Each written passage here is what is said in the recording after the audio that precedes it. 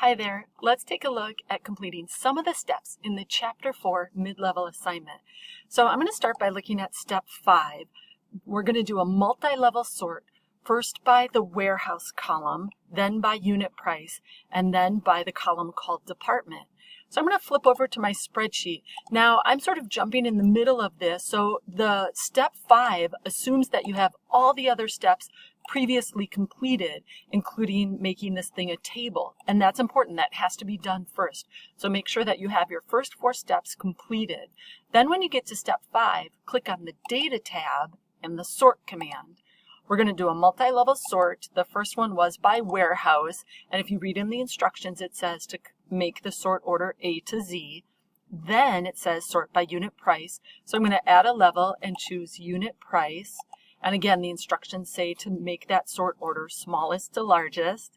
We're going to add another level and sort by the column called department. Oops, sorry about that. You can see in the background to this window, I'm just pulling in the column labels from up above. Now, in the instructions, we have a custom sort to do in the department column.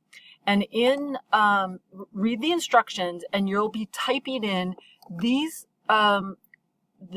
column identifiers. So in the department column, we have items like food and health, collars and leashes, toys, clothes, and so forth. So you'll be typing in all of those things to complete that list.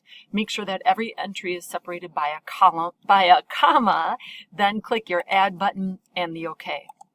That'll add that custom list here. I'll click OK again, and we'll see our new sort order. So our first was by warehouse, then next by unit price, and then the third sort order, so all the Denvers are together, then they're smallest to largest by unit price within each warehouse, and then the third order was by that custom list that we created for the department column.